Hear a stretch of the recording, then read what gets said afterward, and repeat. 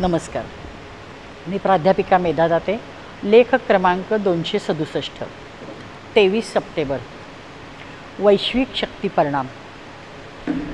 पंचसाधनातील यज्ञ किंवा तप म्हणजे नाम असू दे किंवा अन्य कोणतेही साधन असू दे, एकदा ते व्रत म्हणून स्वीकारले की त्याच्या नियमित आचरणाने जबरदस्त परिणाम पाहायला मिळतो.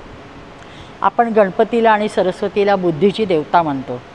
कोणत्याही उत्तम साधकाला त्याची इष्टदेवता, उपास्य देवता, बुद्धिदाता किंवा बुद्धिप्रेरकच वाटत असते, कारण त्याला कारणही तसेच असते. अनेक शास्त्रीय परीक्षणातून साधकांवरचे वैश्विक शक्ती तपासण्यात आले आहेत. महत्त्वाचे म्हणजे शास्त्रज्ञांना अचंबित करणारे परिणाम त्यात पाहायला मिळतात. मेंदूचे कार्य सेंट्रल नर्व सिस्टीम मधल्या न्यूरॉन्समार्फत चालते. न्यूरॉन म्हणजे अतिसूक्ष्म पेशी. त्यांचे मुख्य काम काय तर विद्युत संदेश पाठवणे. त्या संदेश मेंदूकडे पाठवतात. मेंदू संदेश ग्रहण करतो.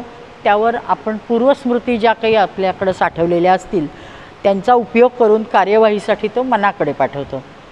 मन मेंदूच्याच मदतीने पुन्हा विचार करतो आणि कामाची दिशा ठरवतो आणि लगेच त्यानुसार काम करते.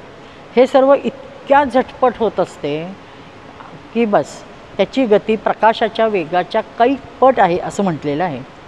त्यामुळे ह्या म्हणजे बाह्य इंद्रियांकडून, स्मृतींकडून, षड्रसांकडून किंवा शरीरांतर्गत क्रिया या संदेश ग्रहण व्यापारात मन मात्र सदैव व्यग्र असतं.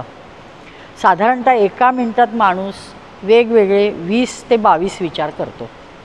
त्यात माणूस जर अस्वस्थ झाला तर एका मिनिटात तो 42 ते 45 विचार वेगवेगळे करतो.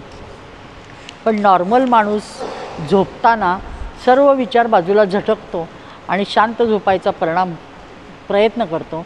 त्यावेळेस परिणामी त्याचे एका मिनिटाला विचार करण्याचे काम 18 ते 15पर्यंत उलटं धरायला पाहिजे, खाली येते.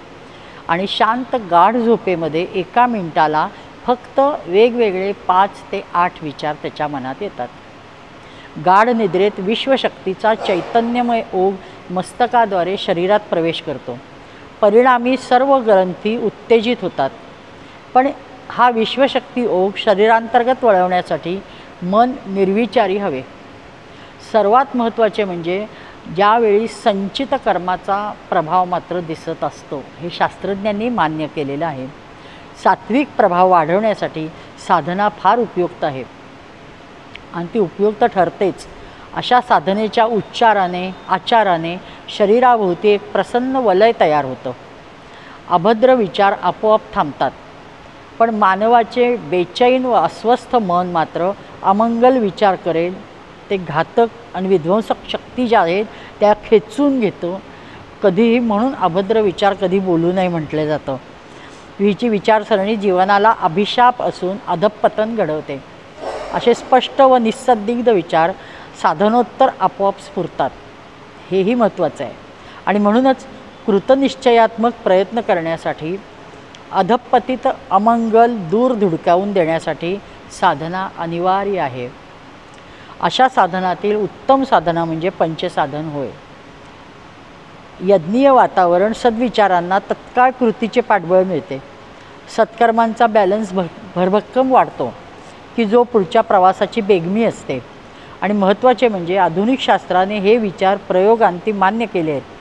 धन्य साधना आणि धन्य वैश्विक परिणाम. नमस्कार.